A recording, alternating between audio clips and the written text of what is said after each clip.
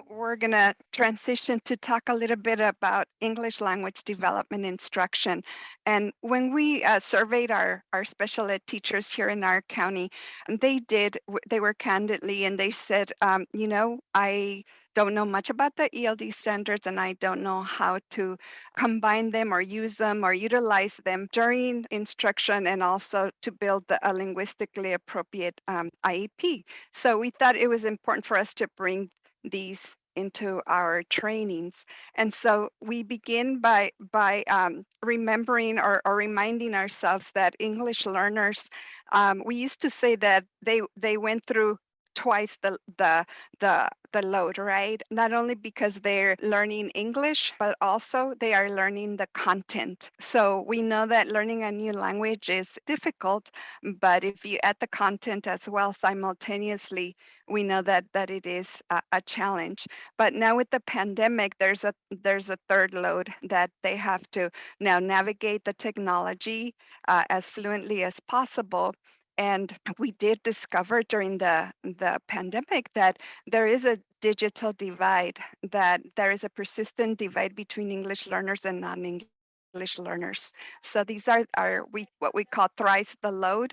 And that's why we have a moral obligation, a moral imperative to make sure that we provide our ELs with what they need and what they deserve. And so we also talk about the law. We know that English learners are protected by federal and state law, and it goes way back to the Civil Rights Act of 1964 with the Equal Educational Opportunities Act also in 1974, where it states that public schools must ensure that EL students can participate meaningfully and equally in educational programs. It also, if we look at our state law, it tells us that we are to provide English language development to English learners until they reclassify. And so you have ed code here if you need to use that. We also like to explain how all of our resources that the state provides for us, how we can use them in tandem to really create our linguistically appropriate IEPs. And so we talk to our participants about how in 2010 the Common Core were adopted, 2 years later the California ELD standards, and then combining both documents in 2014 is when we saw our ELA and ELD framework being adopted, which is a great tool. Lots in there, that lots of information with our vignettes that we can use and effectively as well. But looking here at the California ELD standards, if you look down with the arrow here, the LPAC is also, and Brian talked about the LPAC, which is the state test that English learners are required to take every year if they are not reclassified yet. And so in 2018, we saw the LPAC come in. And the great thing is that it is totally aligned to the ELD standards. So if we are using and at our ELD standards, we are helping our students be successful when they take the LPAC. And so we like to explain to our participants that the California ELD standards, they focus on meaning. There are 3 parts. So the first part talks about interacting in meaningful ways. And there's 3 sections: collaborative, interpretive, and productive. And then also in part 2, it really hones in on learning about how English works. And this is the part where when we talk about designated ELD, that these are the parts that we can hone in on in our small group. So there's also 3 sections. Structuring cohesive test is the first one. Expanding and enriching ideas is the second one. And then the third one is connecting and condensing ideas. And so you can use them, at the same time, and then keeping in mind the levels: emerging, expanding, and bridging. And the goal is to keep moving the students right along the language continuum. And then here's another way of looking at the ELD standards. And I love this graphic because it gives us a quick glance at the ELD standards, which are on the left-hand side. But what I love is also here on the right-hand side, the corresponding Common Core ELA standards. And so when our teachers are planning their lessons, they can always start with their Common Core ELA standards and then just go to the left and see what ELD standard it correlates to. And they can quickly say, oh, I'm working on standard number 1 for ELD, exchanging information and ideas with others. And the same pattern continues for section B and C. As you can see, the Common Core on the right, ELD on the left. And over here, I just like to kind of summarize what does each section mean. So for A, it's really talking about engagement and dialogue with others. And then section B is comprehension and analysis of written and spoken text. And then section C is creation of oral presentations and written text. So those are the summaries for each of the section. And then let's take a look at part 2.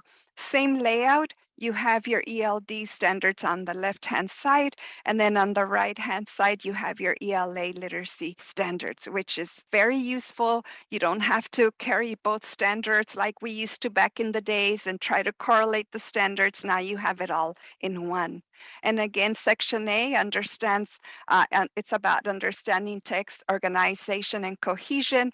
And then Part B really gets into the nouns, the verbs, prepositional phrases, and so on that our kids learning the second language really need. And then part C, connecting ideas, sentences, and combining clauses. So it's really about how English works, part 2.